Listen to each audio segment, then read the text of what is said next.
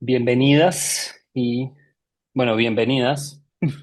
Como tú bien lo decías, Paula, este es un evento específicamente para mujeres, eh, hecho por psicólogos, psicólogas en su mayoría. Ustedes siempre nos ganan en población, ¿no? La mayoría de psicólogas son mujeres y la minoría de hombres son psicólogos. Entonces, pues por supuesto la Red Latinoamericana de Salud Mental, bienvenidas a la Red Latinoamericana de Salud Mental. Está conformada en su mayoría por mujeres. Am, Bien, pues este es el programa de nuestras charlas. Empezamos hoy esta serie de charlas después del terremoto. ¿Qué pasa emocionalmente tras una ruptura? Estaremos acá, Paula Molina, psicóloga. Ahorita ya nos presentamos un poquito más a fondo y mi nombre es Leonardo Prieto, Leo Prieto, psicólogo también. Mañana les enviaremos un podcast muy interesante que se llama ¿Qué tiene ella que no tenga yo? Um, el 6 de agosto vamos a estar hablando sobre el love bombing y otras trampas afectivas, es decir, todas esas banderas rojas que uno no identifica, que lo pueden llevar a una relación tóxica.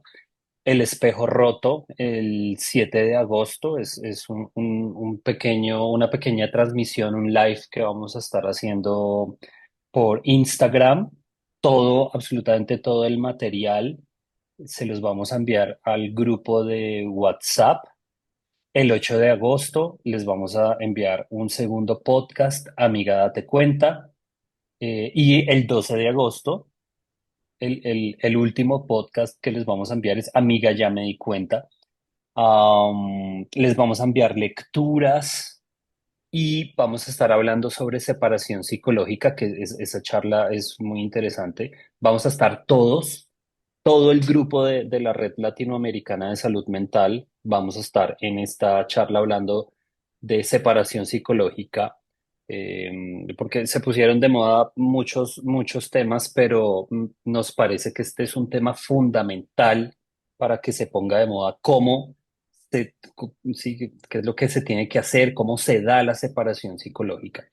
Entonces, bueno, programa que finaliza el 14 de agosto, donde les vamos a presentar un seminario sobre el autocuidado, ¿sí? Cómo volver a mí, reconstrucción emocional, cerrar el ciclo, abrir nuevas puertas. Allí también vamos a estar todo el grupo de psicólogos de la Red Latinoamericana de Salud Mental. Entonces, este programa ustedes ya lo tienen, pueden compartirlo. Y este es el grupo. Eh, Creo que con María Teresa van a estar el miércoles. Bueno, a todos nos van a conocer. Entonces, les presento a María Teresa Palacios, psicóloga clínica, Joana Cruz, que también la van a conocer, especialista en psicología clínica y autoeficacia, David Gómez, que tiene una maestría en psicología clínica, Natalia Casallas, que es especialista en desarrollo integral de infancia y adolescencia, Paula, quien está aquí, especialista en gestión psicosocial, y mi nombre es Leonardo Prieto, psicólogo clínico, con una maestría en sociología. Entonces, este es el grupo que los va a estar acompañando durante estas charlas, estas conferencias. Eh, y bueno, Paula, creo que te corté una idea o no. No, no, no. Digamos que para contarles un poquito más de mi trayectoria profesional, yo soy egresada de la Universidad Conrad Lorenz. Me gradué hace 10 años y cuento con más de 9 años de experiencia acompañando a diferentes personas, mujeres, en transitar diversos procesos que la vida nos pone, dentro de ellos rupturas de pareja. Entonces, justamente desde toda esta trayectoria profesional y desde mi vocación por ayudar a aportar al bienestar de las personas en nuestra sociedad, pues hoy estoy aquí para compartirles información que pueda aportarles de alguna manera a gestionar lo que nos contaron el día de hoy, esa tristeza, esa frustración, esa rabia. Sí, por ahí vimos pues mucha confusión, mucha tristeza, demasiada ansiedad. Obviamente en una ruptura, en toda ruptura de pareja hay, bueno, les recuerdo, ojalá por favor tengan las cámaras apagadas para no tener que estar yo apagándoselas. Em, Obviamente hay demasiadas emociones dolorosas. Sí, no podemos hablar de emociones positivas ni negativas, al contrario de lo que muchas personas puedan llegar a decir de las emociones, pero sí, las emociones no son negativas, no son, sí son adaptativas, o sea, son buenas. Y toda emoción nos ha ayudado a adaptarnos a, a ciertas situaciones para que el humano sobreviva, ¿no? Entonces, toda emoción, todo lo que está en el cerebro está configurado para que el humano, para que el animal sobreviva. Entonces, no podríamos hablar de emociones negativas, pero sí podemos hablar de emociones dolorosas y eso ya lo vamos a explicar un poquito más a fondo. En una ruptura no solamente hay tristeza, y la tristeza se activa en el cerebro cuando hay una pérdida significativa y que yo pierda a mi pareja, pues es una pérdida significativa, entonces va a haber tristeza sí o sí. O sea, me va a doler sí o sí. Porque la tristeza, como lo voy a explicar ahorita, pues está conectada con centros de dolor en el cerebro, ¿sí? Entonces, así se dieron las conexiones cerebrales. Yo le digo mucho a mis pacientes, deja que te duela, deja que te duela. Y ahorita vamos a entender un poquito más ese deja que te duele. Sandra Milena dice, yo quisiera que de pronto pudieran abordar el tema de cómo lidiar con una persona, con una personalidad narcisista. Ese tema, ese tema lo vamos a dar, ¿cierto, Pau? Ay, ¿apagaste tu micrófono?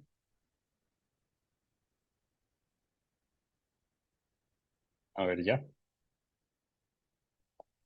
Sí, sí, sí. Ese tema lo vamos a estar abordando en el transcurso de todas estas sesiones. No sé si específicamente en esta nos dé el tiempo, porque queremos ser muy precisos en lo que pasa específicamente después de la ruptura, eh, pero en los podcasts y en Ujú. en todas las otras charlas, sí queremos asegurarnos de que ustedes reciban esa información. Sí, sí, ese es un tema que se va a dar, que está programado. Entonces no te preocupes, Sandra. Y bueno, ya vi que muchos se están preguntando por ese tema. Y, y bueno, muy bien. Las sesiones quedan grabadas, sí, Tatiana, no te preocupes que todo queda grabado y Alexandra les va a estar enviando todo el material.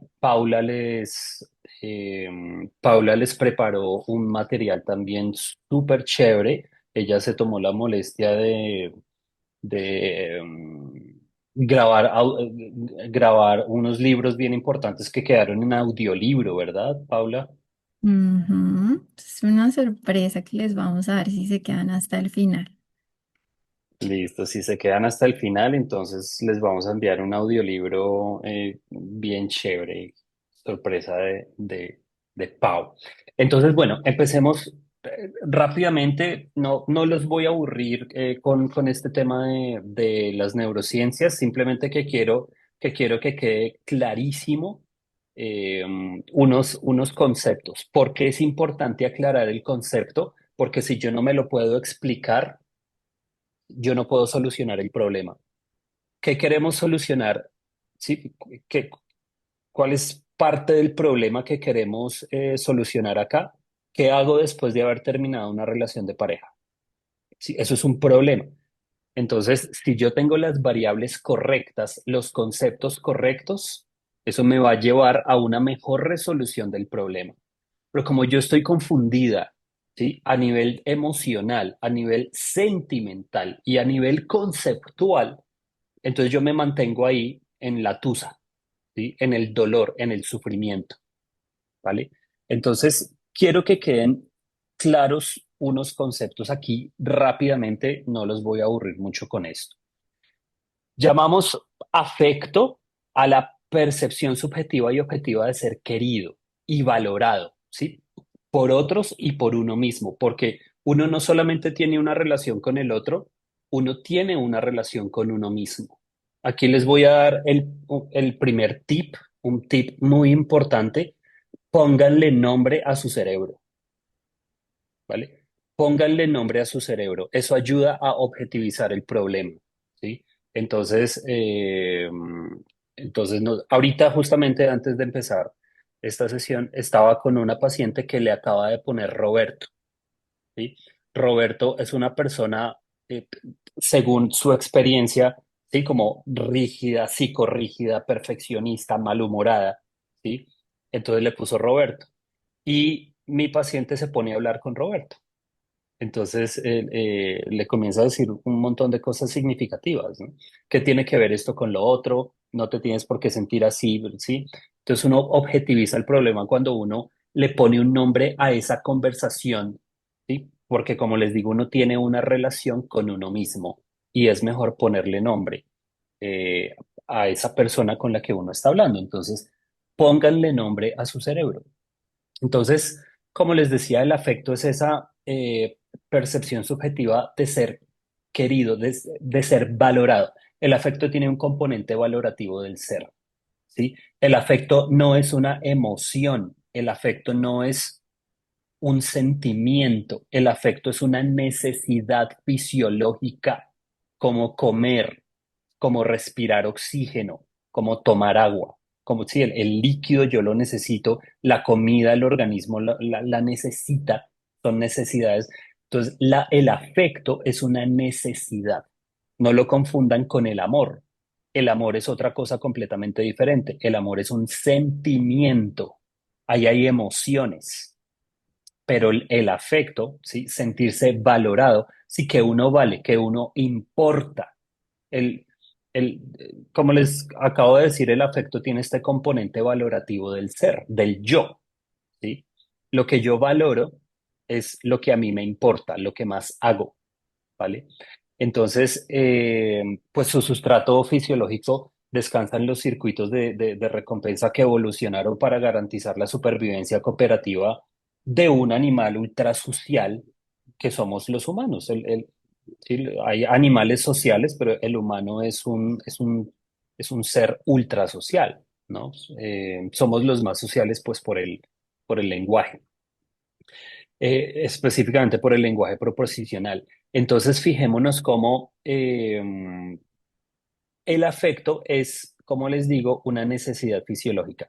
Aquí están viendo este cuadrito en donde comparamos la necesidad de afecto con la necesidad de comida, ¿vale? Entonces, fíjense, en el hambre hay producción de grelina circulante, en la tristeza, cuando falta afecto, hay producción de cortisol.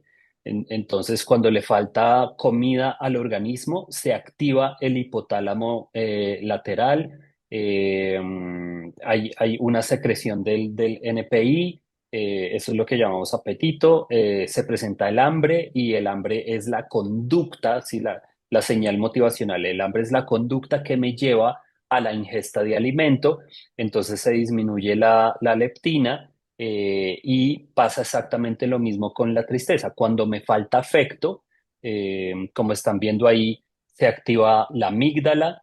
eh, Hay a nivel de neurotransmisores, de hormonas, etcétera, sí, hay toda una activación, sí, se disminuye la dopamina, la oxitocina, en fin, entonces se presenta la tristeza, que como el hambre, la tristeza es la conducta que me lleva a buscar afecto. Así como el hambre me lleva a la búsqueda de comida, la tristeza me lleva a la búsqueda de afecto.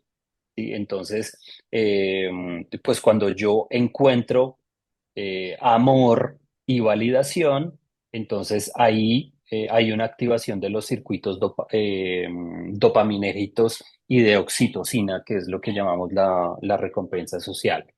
Eh, entonces, tanto en la necesidad de comida como en la necesidad de afecto, hay un proceso homeostático de esa necesidad, ¿sí? Para cada necesidad, sí, para todas las necesidades fisiológicas del organismo, ¿sí? El oxígeno, el agua, la comida, el afecto.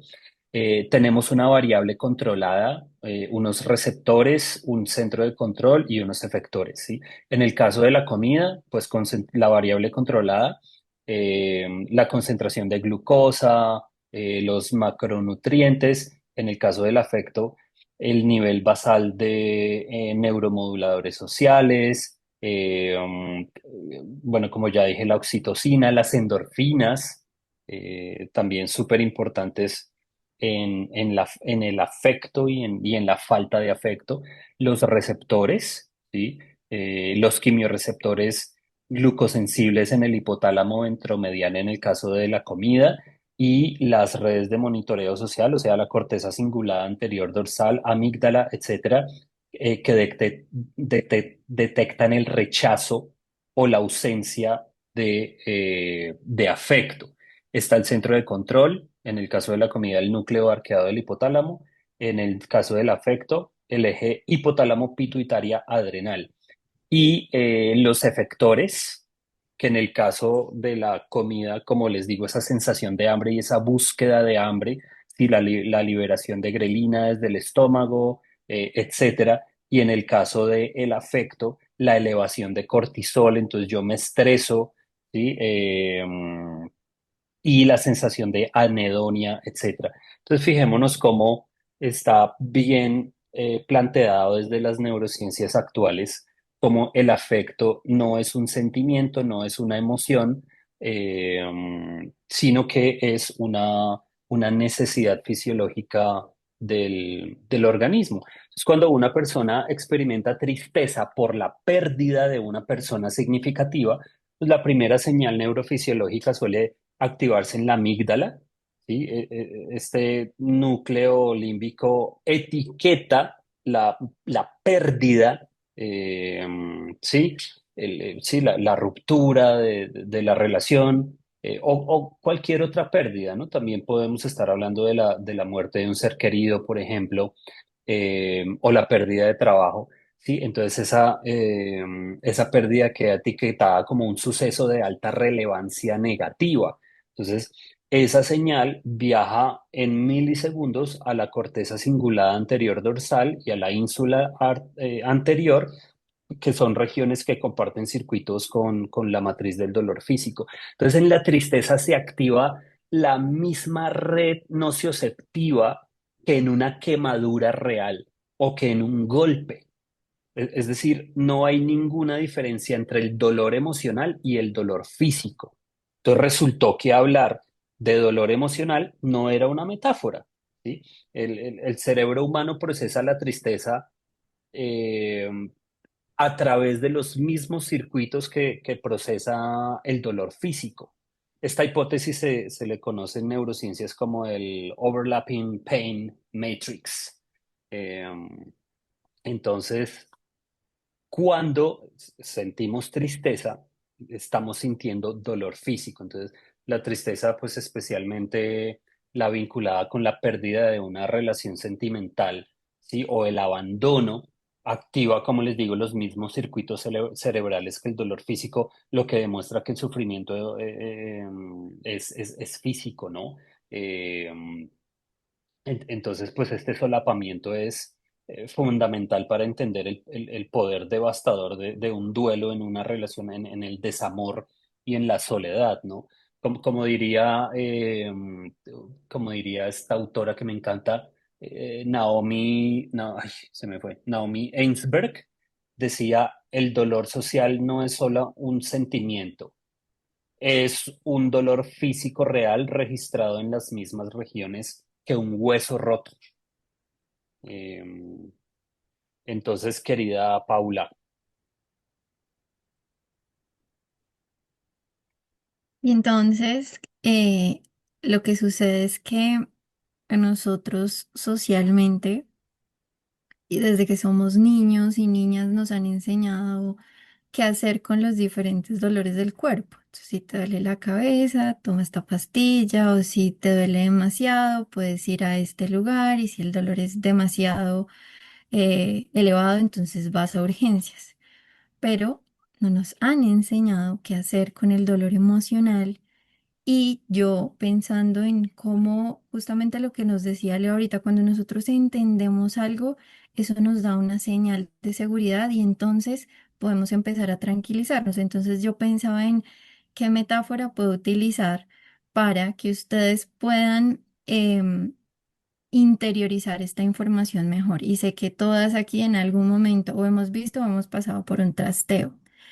Y un trasteo que se da por las razones que sea, pero vamos a imaginar que esa relación de pareja que ustedes tenían era una casa que tenía una vista linda, que tenía aspectos positivos que ustedes valoraban, como por ejemplo que todo estaba ordenado, que tenía unas zonas comunes que ustedes disfrutaban muchísimo, pero en esa casa empezaron a aparecer situaciones que les empezaron a incomodar. Entonces, por ejemplo, el ruido de los carros de afuera que las despertaba a medianoche, empezaron a caer goteras, esas goteras empezaron a generar humedad y ustedes dijeron, ya no me quiero seguir aguantando esto y me quiero trastear, me quiero salir de esta casa.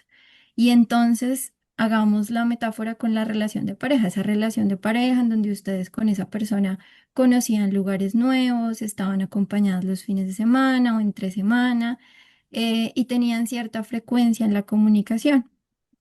Pero entonces en esa relación de pareja empezaron a aparecer situaciones que las empezaron a incomodar, como desinterés, como mentiras, como la infidelidad, como la violencia, como que esa persona empezó a volverse egoísta. Y aquí quiero hacer una pequeña aclaración muy importante y es que ninguna casa se parece a la otra. Así por fuera sean igualitas, por dentro cada casa es supremamente diferente. Entonces, nosotros vamos a hablarles aquí de unas generalidades, pero sepan que cada relación es diferente. Cada relación tiene un nivel de conexión y profundidad totalmente diferente.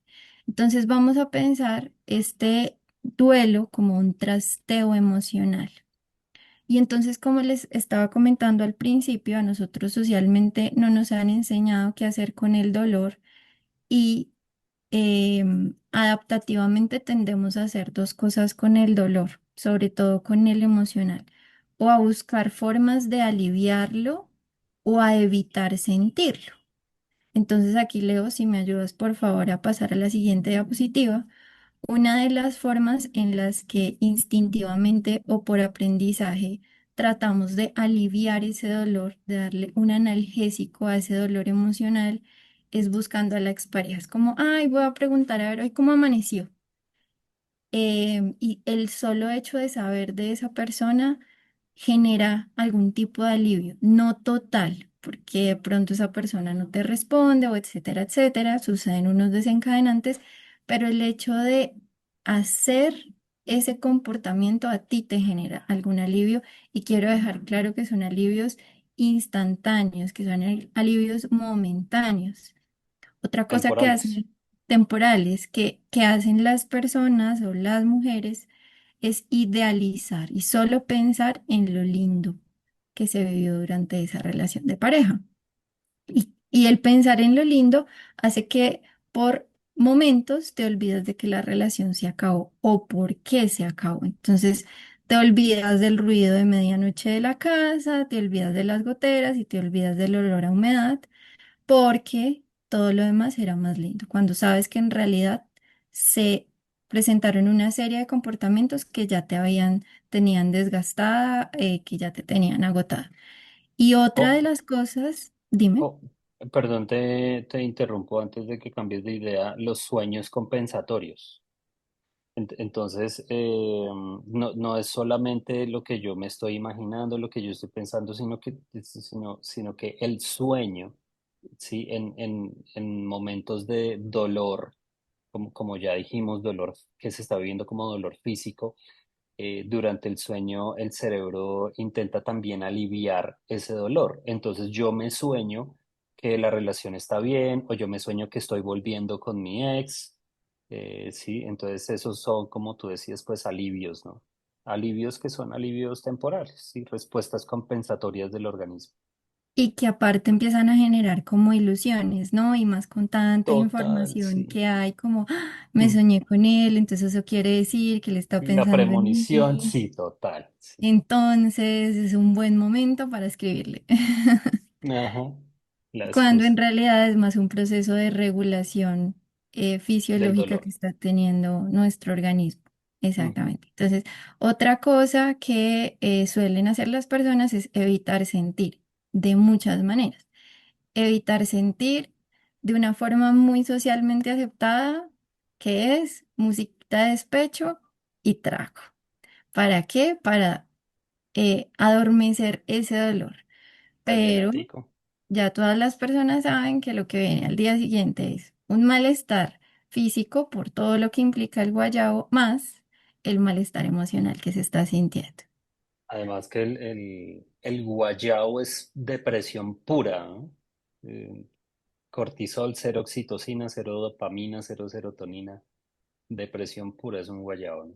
Es Es llevarte uno... más al hoyo de ese Ajá. dolor emocional. Entonces, otras personas se enfocan en su trabajo 24/7, tanto que empiezan a ocurrir cosas como las que nos están comentando en el chat, y es que dejan de sentir apetito y entonces empiezan a adelgazar porque están trabajando constantemente por las razones que sean. Y otra forma también es decir como no, pero pues es que la vida sigue, o sea, yo que me voy a poner a llorar o que me voy a poner a sentirme triste por esa situación. Y entonces lo que la ciencia nos invita, y aquí viene el segundo tipcito de esta masterclass, es a que eh, podamos transitar entre dos etapas del duelo. Por un lado es enfrentar la pérdida, es reconocer que esa relación de pareja se acabó, pero por otro lado, descansar de la intensidad de la pérdida. Entonces, a mí me encanta hablar en metáforas y así acompaño a muchos de mis consultantes. Entonces, imagínense que ustedes van en un carro y este carro a veces les va a mostrar el paisaje de la pérdida, y la invitación es a que puedan mantenerse viendo ese paisaje con todo lo que implica tristeza, llanto, rabia, ilusión, pero que hagan todo lo posible para cambiar de vía, para cambiar de paisaje, para darse en cuenta que a pesar de la intensidad del dolor, el día está compuesto de horas y ustedes en esas horas pueden tener instantes de gratitud, de alegría, de disfrute, de descanso, y que ese paisaje también lo valoren. Entonces, lo que nos dicen estos dos psicólogos que han estudiado muchísimo el tema del duelo es: no evites completamente el aceptar o el enfrentarte a la pérdida, porque eso te va a generar un bloqueo emocional, y si solo lo evitas, entonces no lo vas a procesar. Pero tampoco te descanses todo el tiempo en la ilusión de que de repente eso no está pasando, porque entonces eso no te va a permitir, perdón, no te quedes todo el tiempo negando que la ruptura se dio, pero tampoco te quedes todo el tiempo metida en que la ruptura se está dando, porque eso te va a generar un desborde emocional. Entonces, en la rutina del día a día es gestionar y mantener un equilibrio entre los dos aspectos. Entonces, recuerden, ustedes son este vehículo, transiten ratos en el descanso de la pérdida y transiten otros momentos en la aceptación de la pérdida. Eso va a generar un equilibrio que les va a permitir. a ustedes acercarse al dolor, permitirse ese dolor emocional que es totalmente humano, que no es debilidad, y en medio del dolor van a aprender a reconocer que les ayuda a aliviarlo. Pero si ustedes no se aproximan al dolor, va a ser muy difícil que encuentren esas herramientas. Exacto. Por eso yo le repito constantemente a mis pacientes, deja que te duela, deja Ujú, que te duela, deja que te duela. ¿Sí? Eh, y lo que tú dices, dejar que el cerebrito, ¿sí?, tenga esos momentos compensatorios, ¿sí?, esos alivios temporales momentáneos. ¿Sí?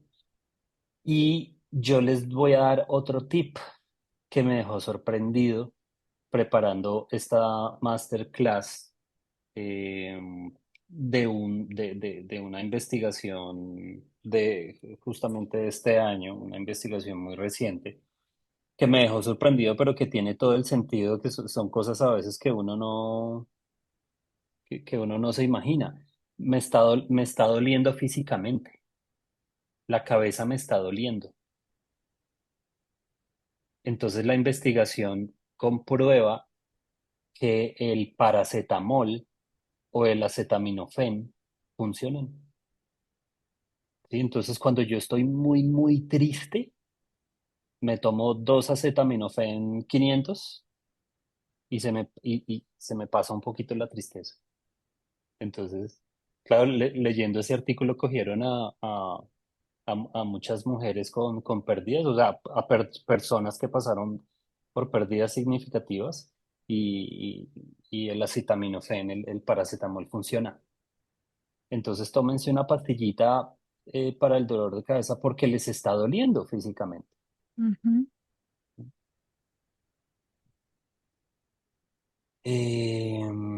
Muy bien. Y bueno, acá no quiero dejar pasar unos comentarios. A ver, en YouTube Mile dice, ¿cómo hago si trato de dejarlo atrás, pero vuelve y me busca y vuelvo y caigo? Justamente vamos a hablar de la falta de control de impulsos. Si yo vuelvo yo vuelvo y caigo. Eso no estoy diciendo que es tu caso, Mile, pero porque siempre va a depender de mi historia emocional. Si en mi historia emocional yo pasé por mucha falta de afecto, ¿sí? Papá y mamá, sí, esas figuras de apego, esas personas importantes de infancia y preadolescencia, ¿sí? Me rechazaron, no me dieron mucho afecto. Entonces puede que yo no me sienta suficiente, ¿sí? Yo no me siento, sí, yo sentí que yo no importé. Entonces, cuando alguien viene y me dice que yo soy el amor de su vida, que me pone cachos, pero que es mi culpa,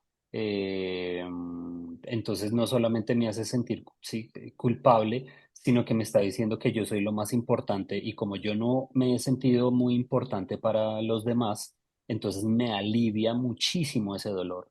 Entonces, depende de lo que me haya pasado en mi historia emocional en infancia y preadolescencia, eh, que es cuando se están gestando esas emociones importantes y es cuando se están satisfaciendo esas necesidades fisiológicas, afecto, respeto, reconocimiento, sentirme seguro, etcétera, ¿sí? Entonces yo me voy a sentir de uno u otro modo, pero sí me voy a sentir muy aliviada y vuelvo y caigo si el otro me está diciendo que yo soy lo más importante de su vida, eh, y no solamente me está aliviando el dolor momentáneo, sino un dolor histórico que he tenido toda la vida de pues que no me han querido, no me han valorado. Eh, y acá en Zoom dice Jetsi, tengo 2 semanas de separada con mi pareja. Pues sí, está demasiado reciente Jetsi, tienes que estar sintiendo tristeza, te tiene que estar doliendo, y así deja que te duela, no intentes evitar el dolor como decíamos. Eh, Así vas a estar un tiempo, valora la pérdida, no estoy diciendo que lo valores a él porque él no te valoró, valorar la pérdida es a mí qué me pasó y qué es lo que me está doliendo, o sea, hacer una introspección de mi conducta, de mis sentimientos, ¿sí? Yo qué hice acá, qué permití. Y alguien dice, tengo la situación en donde por diferentes fallas de los dos, mi esposo me pidió un tiempo, pero estamos viviendo, compartiendo la misma casa, pero sin afecto y no sé cómo manejar la situación. Sí o sí, alguien se tiene que ir de ahí. Justamente ahorita Paula va a hablar de la importancia del contacto cero. Entonces le voy a dejar ese tema a Pau, pero sí o sí, o te tienes que ir tú o se va él, pero si siguen compartiendo la misma casa, a ver, es como yo trabajo con personas que han pasado por abuso sexual. Sí, es como si la persona que pasó por abuso sexual. Sí, yo puedo hacer el mejor trabajo en terapia, pero la persona sale del consultorio y vuelve a la casa y ahí sigue su abusador, entonces todo el trabajo se fue al carajo, ¿sí? Entonces, sí, es que yo estoy viendo a quien me abusó ahí, ¿sí? Entonces yo no voy a poder trabajar en mí, porque el estímulo aversivo, ¿sí? Toda la situación, todo el contexto aversivo sigue ahí. Entonces, querida, sí o sí, o te vas tú o se va él. Entonces, a ver, hablemos un poquito del el control de impulsos. El control de impulsos es una función ejecutiva que forma parte de la autogestión, del autocontrol, de la autorregulación y se refiere a la capacidad de tener, de parar, ¿sí? De inhibir una conducta automática, una conducta emocional, eh, cuando no es apropiada, ¿sí? Cuando no es buena para uno, o cuando va en contra de metas a largo plazo, de valores personales o de normas sociales. Entonces, este autocontrol pues permite que, por ejemplo, no responder con agresión ante una provocación, no ceder a un deseo inmediato, eh, no interrumpir compulsivamente, ¿sí? Esperar turnos, tolerar la frustración.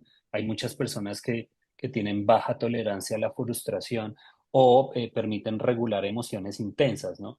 Entonces, pues aquí eso pues también obviamente tiene sus sustratos neurofisiológicos. La corteza prefrontal dorsolateral en el cerebro que se encarga de la planificación, del juicio, de la anticipación de consecuencias, de la conducta futura, ¿sí? De la regulación de respuestas. Entonces la maduración de la corteza prefrontal pues ocurre más lentamente cuando yo no controlo impulsos, ¿no? Entonces, igual esa maduración se demora porque la corteza prefrontal va madurando hasta los 25 años, entonces antes de los 25 años, por mera biología, yo no voy a tener mucho control de impulsos. Entonces, por ejemplo, cuando hay lesiones, ¿sí? Bajo funcionamiento, pues se ve comprometida la capacidad de inhibir los impulsos.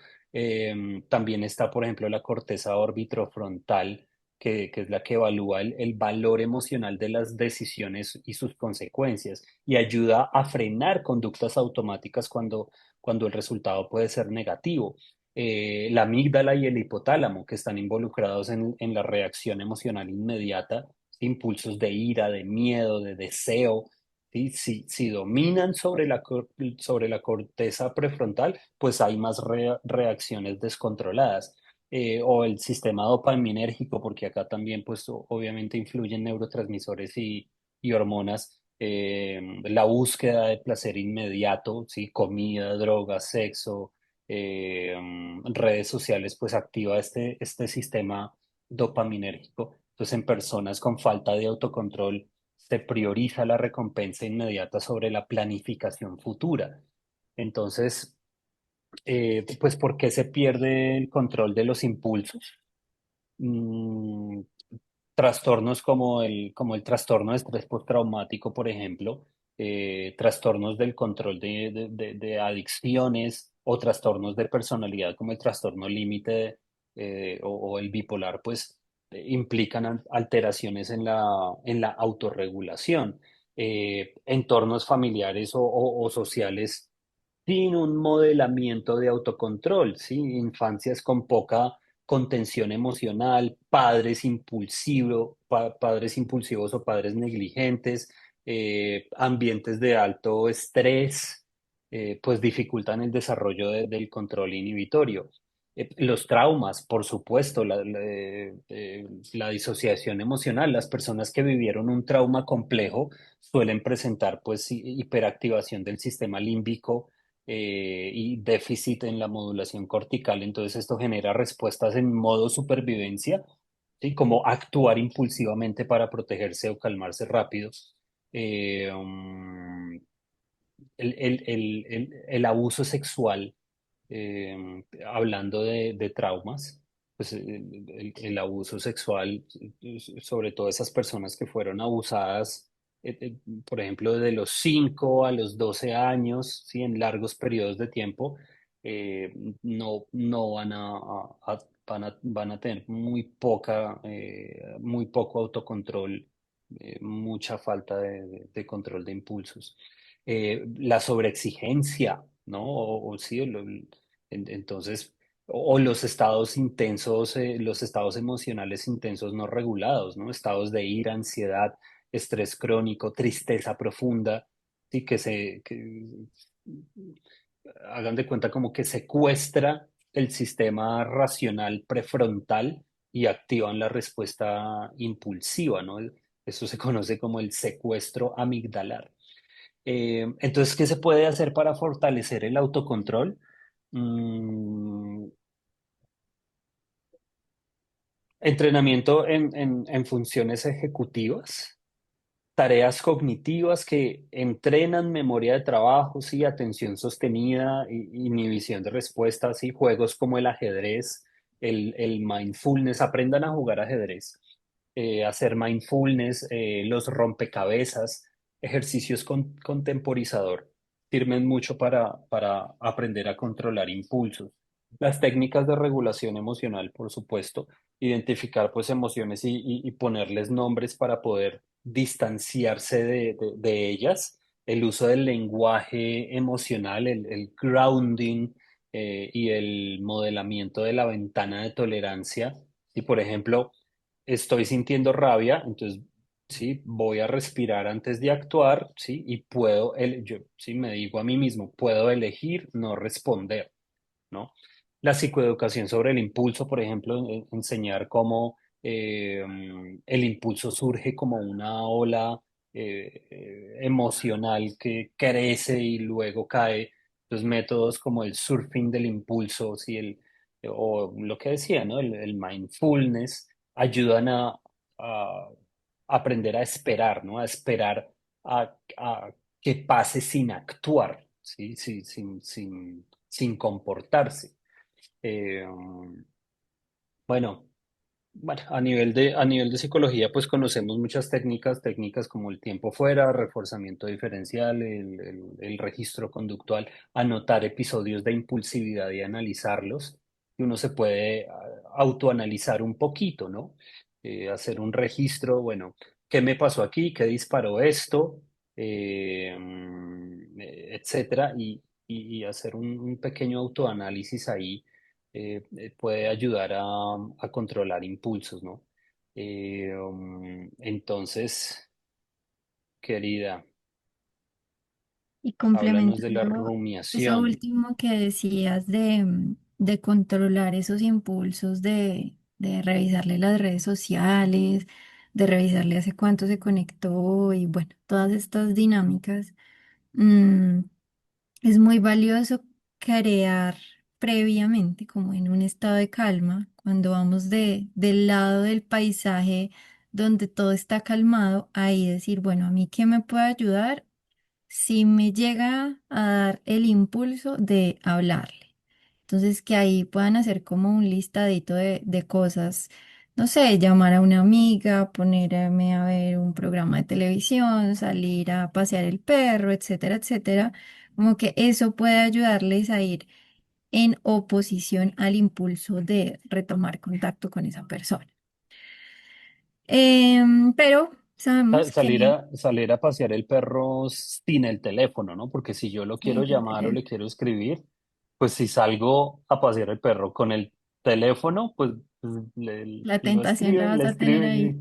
sí, sí, la idea es alejarse de la tentación. Exactamente. Eh, Entonces, les hemos venido contando que se siente a nivel eh, físico, a nivel emocional, que empieza a aparecer, pero resulta que nosotros tenemos un cerebro que, como lo decía Leo, el ponerle un nombre hace que podamos saber que podemos tener conversaciones con ese cerebro y alejarnos de ese cerebro. Y justamente, ¿por qué no puedes dejar de pensar en tu ex? Volvamos a la metáfora del trasteo. Entonces, cuando tú te vas a trastear, tú empiezas a empacar todo, ¿no? Y empacar todo en esta metáfora de las relaciones sería empezar a revisar recuerdos, creencias, hábitos que tenías con esa persona y entonces ahí es donde empieza a surgir todo este pensamiento relacionado con esa persona. Pero adicional a eso también cuando uno se va a cambiar de casa empieza a decir, bueno, de pronto esto ya está muy feíto o esto ya está muy viejito, entonces también eliges botar lo que ya no te sirve. Y votar lo que ya no te sirve está relacionado con empezar a soltar dinámicas dolorosas, desvincularte de familiares, amigos, lugares, actividades de ocio que te mantienen de alguna manera conectada con esa persona. Entonces, mientras tú repasas todos esos recuerdos, ¿qué va a ser de mi vida sin? Y entonces, ¿qué va a pasar con este viaje? ¿Lo voy a hacer? ¿Ya no lo voy a hacer? Todo eso, haz de cuenta que tu cerebro empieza a ser como un inventario y es como si el cerebro se convirtiera en ese centro de logística emocional de este trasteo emocional. Entonces empieza a haber exceso de pensamiento y pueden sentirse identificadas con alguno de estos tres patrones. Entonces la rumiación es ese volver a repasar el y si y qué sería de, y si aún, y si quizás. Entonces aquí hay algunos ejemplos. Y si hubiera, y si yo hubiera actuado diferente, y si yo lo hubiera amado más, si yo le hubiera dicho más que lo amaba, ¿será que podríamos seguir juntos? Y si aún me extraña, así como yo lo estoy extrañando a él.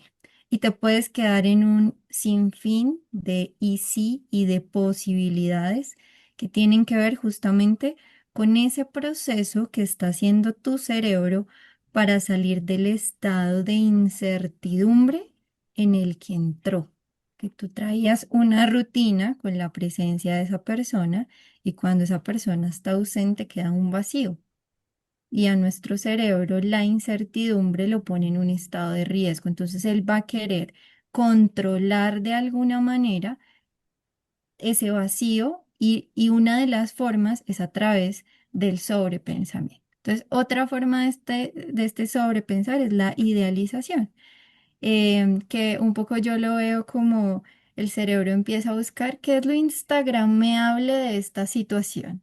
Se empieza a elegir solo lo lindo y qué bien la pasamos en este viaje, en este restaurante, cuando comenzamos la relación que me decía estas cosas y se queda ahí, ya lo dije anteriormente, como una forma de tratar de aliviar de manera inmediata ese dolor, pero también empieza a ver, de acuerdo a tu historia de vida, como ya no lo explicaba Leo, un patrón de negatividad. Y es, nunca voy a encontrar a alguien mejor, seguramente fui yo quien tuve la culpa, fui yo quien arruiné, inclusive en casos donde hay infidelidad. Empieza a ver esta comparación de, ah, eso fue porque yo no me vestía así, eso tiene que ver porque yo no era tan divertida, yo no estudié estas cosas, yo no lo invitaba a tantos planes. Entonces empiezas a encontrar esa necesidad de culparte y empieza este patrón de negatividad a ser muy intenso. Y cosas también como esto me pasa a mí por no saber armar. Entonces también es muy probable que la culpa sea una emoción que esté presente en este proceso.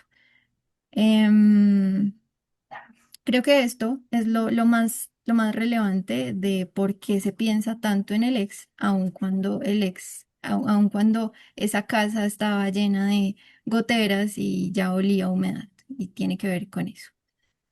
Y em, hay algo que les puede ayudar a disminuir ese sobrepensamiento, y aunque es un tema muy polémico en principio, es el alivio que se siente cuando se logra dar este paso del contacto cero. Es impresionante y trae muchos beneficios. Entonces, el contacto cero implica comprometerte contigo misma, ni siquiera es con el otro, a no revisarle sus redes sociales, no revisarle su WhatsApp, a ser muy determinada en la decisión al eliminar su contacto, bloquearlo y eliminarlo de redes sociales, eliminarlo o eliminarla de redes sociales, no chatear ni llamar a esa persona y mucho menos tratar de mantener una amistad forzada mientras el vínculo aún duele. Por eso, con el ejemplo, con la situación que nos compartía ahorita alguna de ustedes, Leo les invitaba a separarse, a alguno de los dos tiene que irse de esa casa.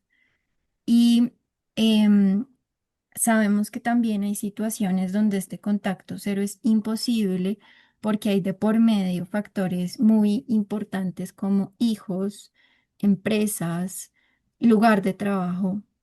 Entonces aquí la invitación es a tener un contacto supremamente estructurado. Entonces va a ser un contacto, por ejemplo, a través de correo electrónico, y donde no van a preguntar ¿y cómo estás? ¿Y cómo te sientes hoy? ¿Y cómo amaneciste? ¿Y cómo seguiste aquello? Sino, hola, te estoy hablando para que recojas a los niños a las 4 de la tarde en la casa de tal persona, en el colegio tal, como van directamente a la acción por la cual necesitan tener comunicación con esta persona. Y aquí no estamos invitando ni al irrespeto ni al odio, sino todo lo contrario, desde el respeto y la asertividad, a hablar específicamente de lo que se necesita, porque todavía no se estaba preparado para un contacto emocional.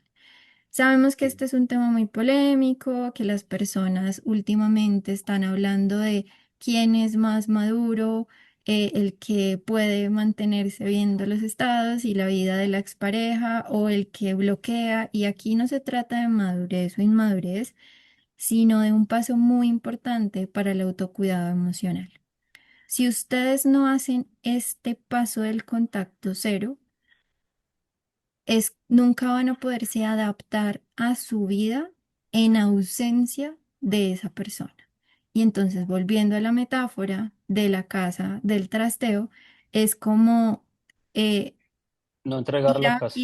ir a visitar, es como no tener el contacto cero, es como ir a decir al vecino, ay, venga, yo quiero saber si ya arregló la gotera. Ah, es que quería ver si de pronto ya se pasó el olor a humedad, y perderse del bienestar que les trae la nueva casa por estar Pagar, viendo. pagar arriendo en dos casas. Exactamente, por estar viendo si ya en la anterior se solucionaron o no se solucionaron las cosas. Entonces, el contacto cero es como ustedes entregar las llaves de la casa antigua y saber que ya no pueden entrar allá porque ustedes ya no viven allá, ustedes ya no pertenecen a ese lugar. Em, Eh, cuando hay algún tipo de contacto, pasa algo muy delicado y difícil de romper, y es que reinicias constantemente el ciclo del dolor. Entonces es como si tú te hubieras lesionado alguna parte de tu cuerpo, el médico te coge puntos, y tú constantemente piensa en que cada revisada del celular de él, cada llamada, es como si tú te arrancaras un punto para ver si de pronto la herida ya cicatrizó. Eso es demasiado doloroso. Constantemente es reiniciar el ciclo del dolor. Y lo que pasa además es que no te adaptas a la ausencia de la otra persona y no te permites sentir, no te permites reconocer cómo se siente el dolor en ti, porque cada persona siente el dolor de una manera diferente. Y al no permitirte sentir tu dolor, pues tampoco vas a poder saber qué te ayuda a gestionar. Y por el contrario, si tú empiezas a partir del momento en el que tomes la decisión a tener este contacto cero, algunos de los beneficios que vas a tener es, en principio, claridad mental. Cuando hay claridad mental, la probabilidad de que disminuyan tus impulsos es más alta, porque como les decía anteriormente, van por el carril del paisaje agradable y entonces ustedes en ese carril se dan cuenta, empiezan a valorar lo que tienen en ausencia de esa pérdida. Por ejemplo, tengo salud, tengo familia, tengo amigos, tengo un trabajo, me tengo a mí, empiezan a valorar su propia compañía. Otra de los grandes beneficios del contacto cero es que ustedes respetan su duelo, se respetan a ustedes mismas. Cuando ustedes no tienen el contacto cero, no están dándole el tiempo al dolor que están sintiendo y no hay un respeto, porque cuando están en contacto con esa persona pueden haber muchas interferencias, mucho lugar a las dudas, ay, ¿será que lo podemos intentar? Y etcétera, etcétera. Entonces vuelven a reiniciar el ciclo. Y lo último que logran con el contacto cero es autonomía, es conectar con su ritmo, con sus decisiones. Empiezan a sentirse protagonistas nuevamente de su historia. Y aparte, su sistema nervioso les va a agradecer porque ustedes le van a poder dar una pausa, un descanso en medio de tanto caos. Esto les da a ustedes autonomía, las hace soberanas en su proceso. Y por eso es tan importante el contacto cero. Las emociones y los sentimientos son alimentados, ¿no? Eso es como una matica. Eh, a mí me regalaron un cactus y entonces yo le echaba agüita. Entonces uno le echa agua a la matica y la mantiene viva. Y lo mismo pasa con las emociones y con los sentimientos. Si yo tengo contacto con la persona, se va a activar, como lo decía Paula, el dolor, ¿sí? Y se va a activar toda esa historia de sentimientos y de emociones, ¿sí? Me hizo sentir culpable. Tengo una historia con vulnerabilidad a compararme porque mi mamá o mi papá me comparaba constantemente con mi hermano y decía que mi hermano era mejor que usted porque no puede ser como su hermano.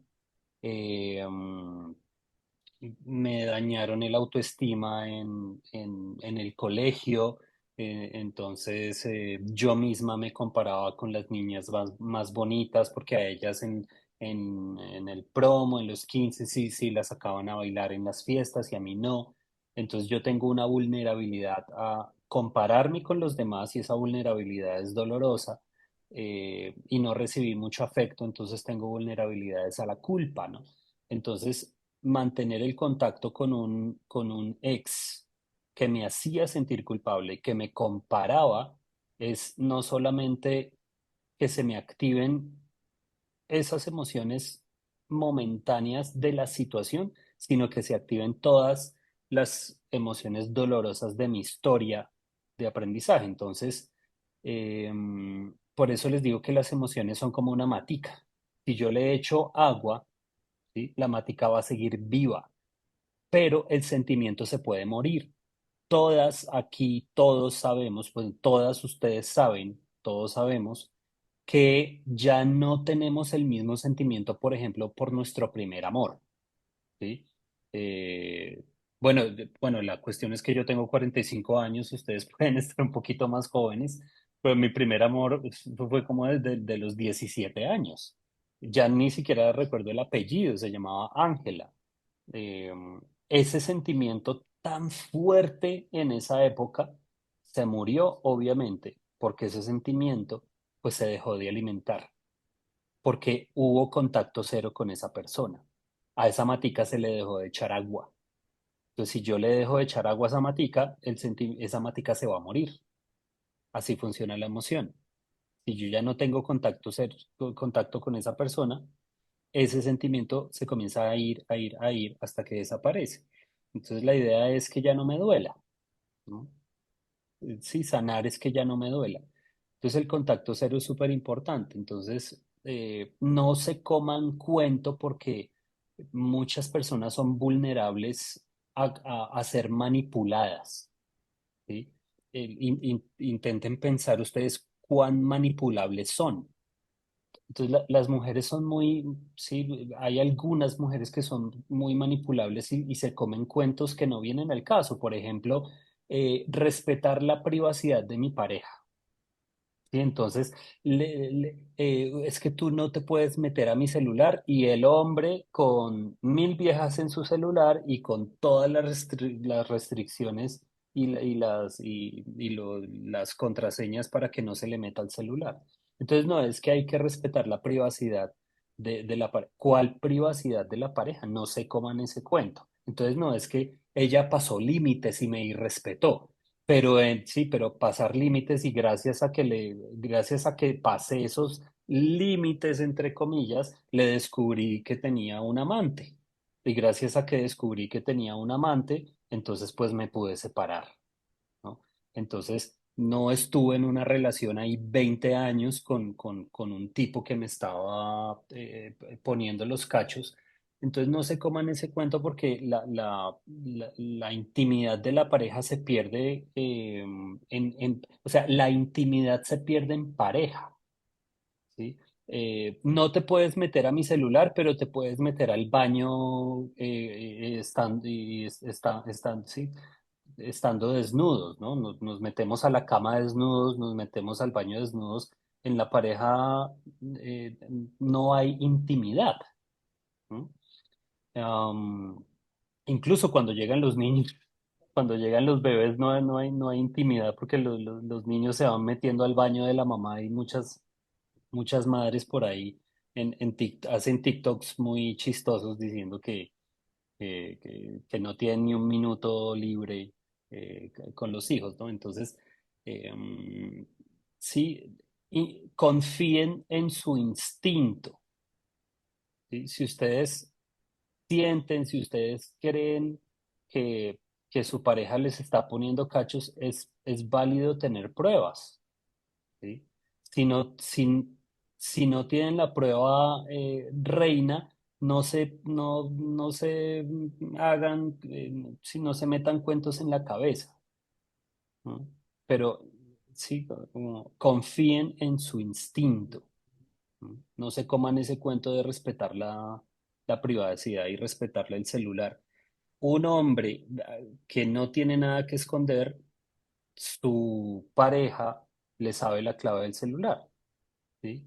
Yo estoy casado, Paula y quienes me conocen saben que yo estoy casado hace varios años y yo no le tengo ningún tipo de cosa a mi celular. Mi esposa viene y si están viendo acá mi celular, esto se hace así y se hace así y ya se abre todo el celular. Mi esposa hace pagos desde mi celular, etcétera.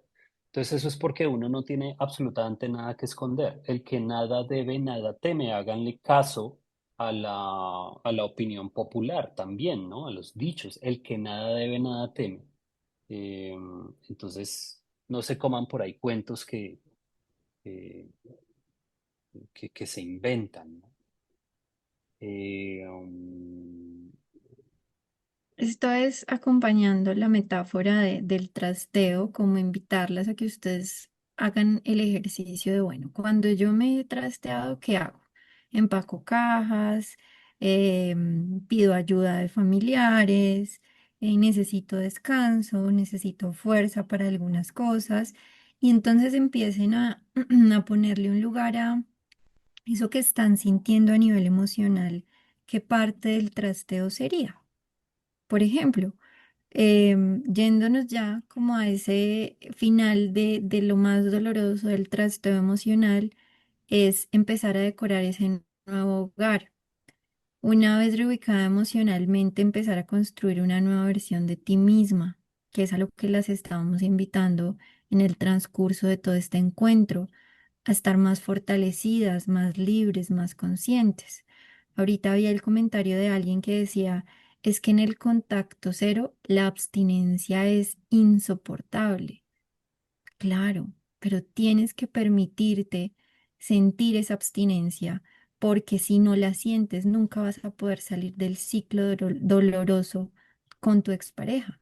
Y en medio de ese proceso, pues justamente hay momentos en donde se necesita ayuda de otros y no tienes por qué atravesar esto de manera sola. Si no tienes una buena red de apoyo, es importante que busques ayuda profesional porque desde la ayuda profesional podemos brindarte herramientas, grupos de apoyo. La parte espiritual, la parte religiosa también es válida y es importante en este tránsito. Entonces, mi invitación es a eso, que revisen su ruptura amorosa como un trasteo emocional y empiecen a darle un lugar a todo eso que están sintiendo ya con la información que les hemos venido compartiendo el día de hoy. Espérame, Paula, te interrumpo porque aquí Diana, por ejemplo, nos está diciendo, y es que acabas de decir algo súper importante para Diana. Le pedí a mi esposo que se fuera de la casa. Llevamos 17 años casados, dos hijos, es un hombre controlador. Me dice que si saludo a otros hombres, pues ya son mis mozos y no me permitía compartir ni con mi familia. Entonces, bueno, eso también lo vamos a estar hablando, ¿sí? Cómo el hombre violento, celoso, etcétera, aísla por completo a la mujer y como tú dices, activar, eh, sí, activar todo lo social, ¿no? Activar todo lo social es súper importante. Eh, Buscar amigos, apoyarse en la familia, eso va a ayudar muchísimo tener mucho apoyo. Por eso lo que les decía al principio, ¿no? La tristeza es esa búsqueda de afecto. Entonces dejen hablar a la tristeza, ¿sí? Y la tristeza las va a llevar a buscar redes de apoyo. Las redes de apoyo son súper importantes. Entonces, para Diana, vuélvete a hablar con la familia, eh, sal con otros hombres si como ya se decidieron separar y ya le dijiste que se fuera de la casa, ¿sí? Hay que mantener ese contacto cero, que se vaya de la casa y bueno, hay dos hijos en común, entonces como bien lo decía Paula, ¿no? Mantener la comunicación única y exclusivamente para los hijos, ¿sí? Ve y vas y los recoges. No, que no puedo, sí, mantener esa conversación sin ningún tono emocional. Entonces, ay, pero contigo siempre es lo mismo. Otra vez no pudiste recoger a los niños en el colegio y a mí me toca hacer un montón de cosas para poder recogerlos porque tú ya... Entonces ahí ya le están metiendo un tono emocional, ¿sí? Entonces no le pidan peras a un manzano, ¿sí? Si eso era costumbre y si ya saben lo que pasa, entonces, no, no puedo ir a recoger como habíamos quedado. Listo, yo voy y ya. Ok, yo voy. O un ok. Eso es mantener un contacto cero con una persona. Sí, ok, ¿vale? Eh, Y y, los canales y, de comunicación, perdón que te interrumpa, creo que es muy importante. O sea, considero que un correo electrónico genera una distancia impresionante y una claridad también con respecto a esas situaciones, porque de todas formas, o una llamada, es mucho mejor una llamada que mantener el contacto por WhatsApp, porque el WhatsApp, pues al final no termina siendo un contacto ni estructurado y mucho menos un contacto cero. y entonces sí, una comunicación cortante, específica a la situación. No pudiste recoger no puedo ir a recoger. Listo, ok, ok, y ya paré de contar. ¿Sí? Comunicación sin tono emocional. Y lo que tú decías, Pau, también súper mega importante, ¿sí? Eh, porque me hiciste acordar a una paciente. Em- Tenía una relación súper violenta con un desgraciado que le pegó, trapeó el piso con esta mujer, bueno. Entonces intentamos desde el principio de la terapia, pues obviamente mantener el contacto cero. Eh, Se le dificultó un poco, pero a la final lo logró, ¿sí? Entonces logró un mes y medio el contacto cero. Y se fue a unas fiestas que pasaron en un pueblito hace poquito. eh, y en medio de la borrachera rompió el contacto cero, ¿no? Entonces eso fue un fin de semana, ya había tenido un avance, estábamos aprendiendo ya a poner límites porque tenía una historia con una mamá súper irrespetuosa y que la humilló tenaz. Entonces, sí, ella sentía el avance, estaba súper bien. Cuando rompe el contacto cero, pues ese fin de semana, viene el lunes, ya llega a la casa, ya estando a la casa el lunes, ya en el trabajo, entonces se comienza a sentir súper mal. Entonces ahí fue cuando le dije, pues tuviste una recaída del contacto cero. Ujú, Entonces, la abstinencia, ahorita que mencionabas, Paula, la abstinencia, es súper, relaciónenlo con si yo quiero salir de las drogas, yo me voy a mantener en abstinencia, ¿sí? Eh, y esa abstinencia se va a sentir muy dolorosa al principio, pero se va calmando. Entonces, personas que logran mantener el contacto cero y lo interrumpen, ¿sí? El, eh, pues tienen una recaída. Si yo estoy saliendo de las drogas, yo no puedo volver a las drogas. Entonces, si yo tengo una recaída, esas recaídas duelen terrible, duelen tenaz. Entonces, entonces yo pues le dije a mi paciente, pues aguántate el dolor de la recaída. Y tuviste una recaída importante, entonces pues tuvimos un retroceso. Entonces, otra vez, empecemos de cero.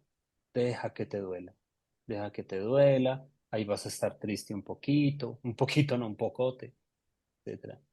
Entonces, sí, eh, para Diana, eh, reconéctate con tu familia, abre tu círculo social, sal con amigos, súper importante volver a activar ese grupo, esas redes de apoyo. Sabes también que acompaño yo en los procesos uno a uno, el que hagan en sus momentos de enfrentarse a la pérdida, el reconocimiento de por qué salieron de de esa relación de pareja.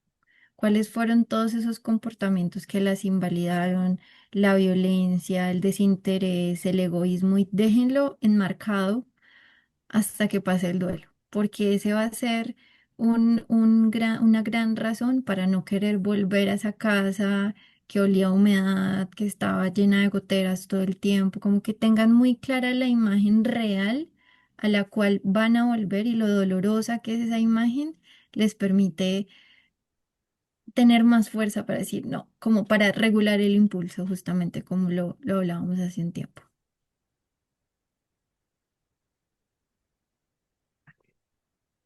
Listo, querida. Eh,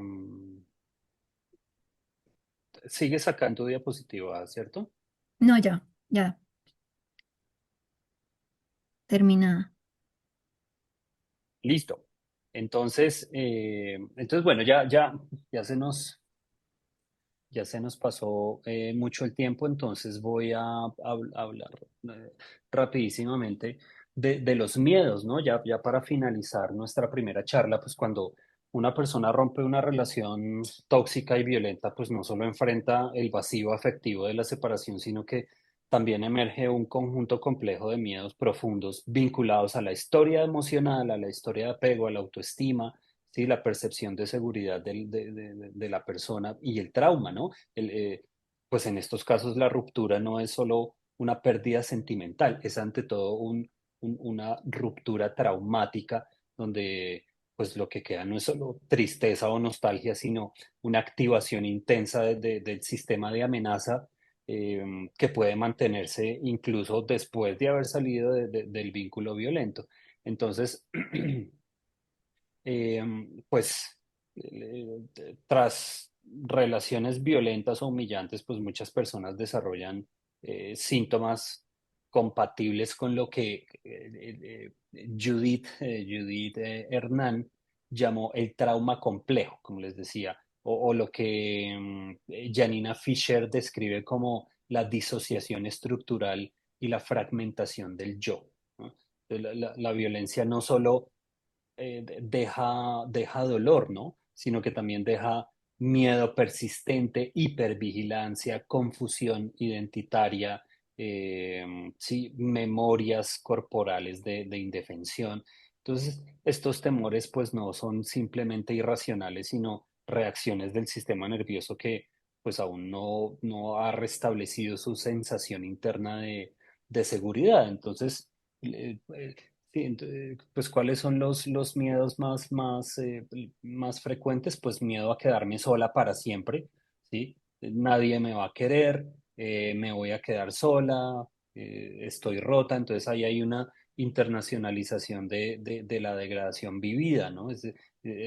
Ese no sirves para nada que me decían, sin mí no eres nadie. Muchos hombres le dicen a la mujer, es que a usted nadie la va a querer, a usted quién la va a querer, solamente yo, usted fea así, quién la va a querer.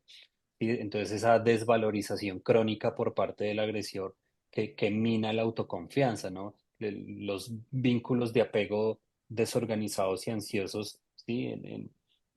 Sí, el abandono, pues dejan este miedo, ¿no? Entonces, pues la persona se queda con una dificultad para reconstruir la identidad, una sensación de vacío y desconexión consigo misma, ¿sí? El riesgo de recaer en relaciones similares por miedo a la soledad, eh, el miedo a volver a ser lastimada, por ejemplo, ¿sí? Y si todo se repite, ¿cómo sé que no me va a salir igual la próxima vez? Sí, sí, o no puedo confiar en nadie. Entonces ese no puedo confiar en nadie, ¿sí? Ese miedo a volver a ser lastimada, pues viene de una generalización del daño, ¿no? ¿Sí? Lo que hizo una persona se proyecta sobre todas. Recordemos que entre otras, el cerebro tiene una función también generalizadora, ¿no? La hipervigilancia, ¿no? Ante señales de amenaza, incluso cuando no las hay, ¿no? Y también este miedo viene de una sensación de incapacidad para identificar el peligro, ¿no? Eh, sí, ¿por qué no me di cuenta antes? Entonces ese miedo de, si no me di cuenta antes, puede que me vuelva a pasar lo mismo. Entonces, pues la persona ahí queda con una desconfianza patológica, un bloqueo emocional, ¿sí? O ¿sí? Una evitación del vínculo afectivo y pues se va directo para el aislamiento social como una forma de protegerse de ese dolor. El miedo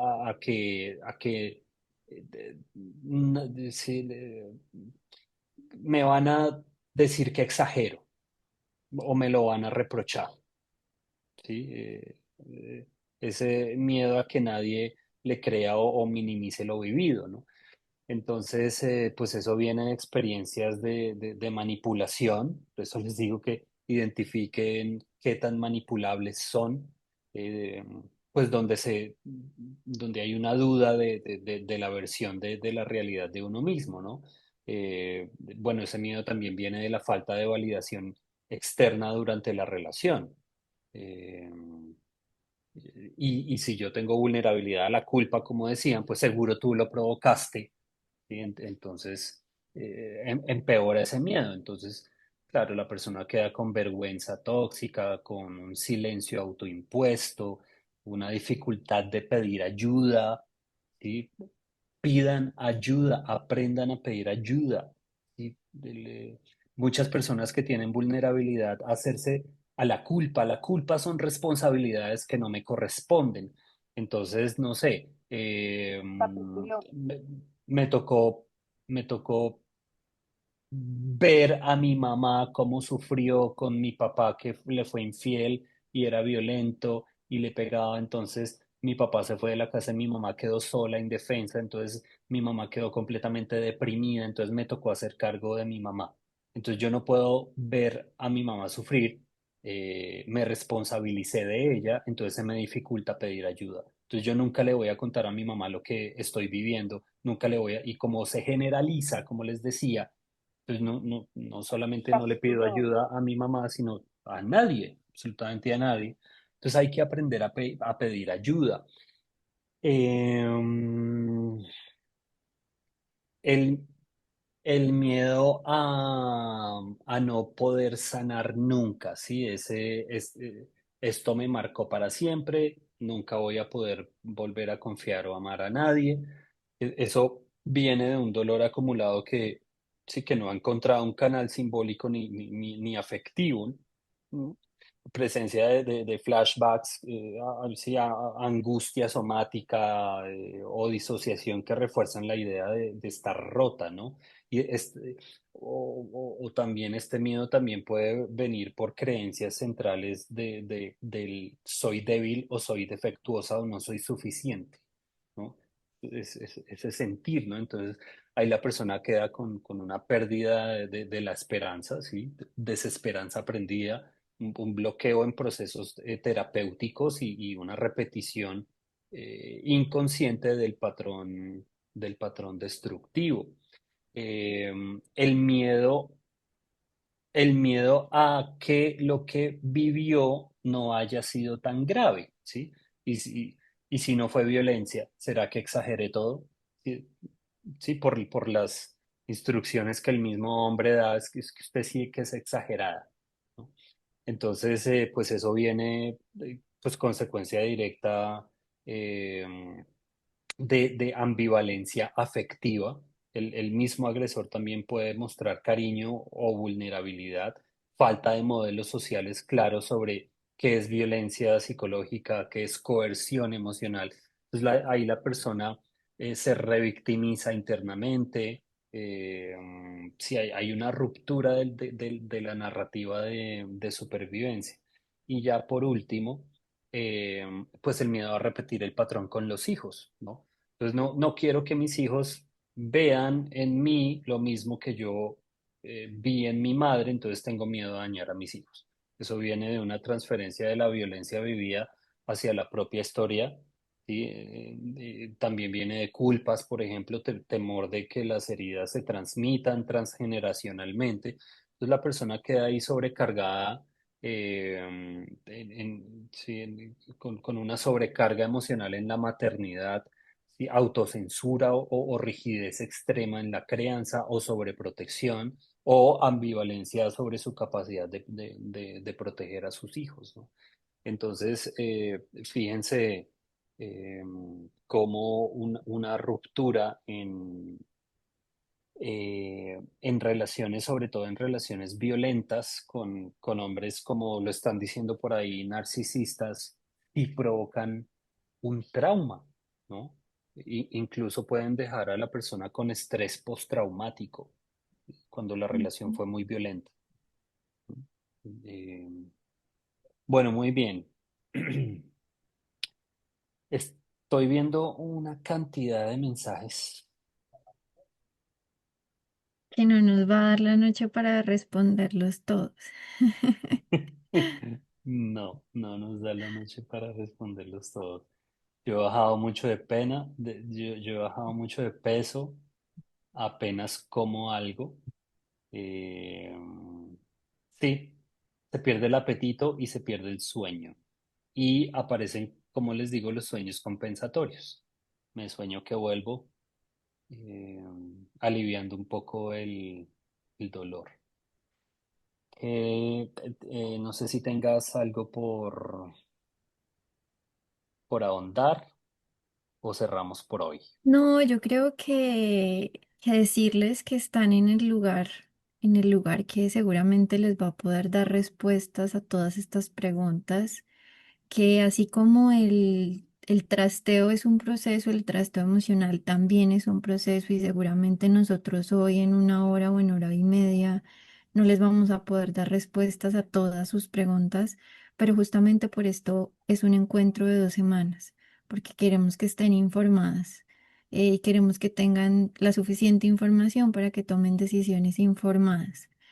Recordarles que ahorita les vamos a mandar unos regalitos, son audiolibros, son estrategias también para que ustedes puedan sentir compañía y yo quisiera usar, Leo, tu metáfora de la plantita para entonces elegir, listo, a cuál planta ya no le quiero echar ni más agua ni exponerla al sol y a cuál planta sí, a cuál planta sí Buenísimas tus quieren cuidar. metáforas, me encantan tus metáforas.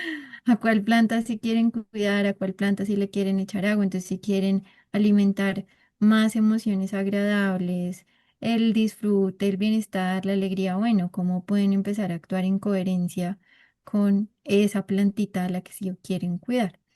Entonces, pues esa es mi invitación. Las respuestas en el transcurso de estas 2 semanas seguramente las vamos a ir respondiendo, directa o indirectamente.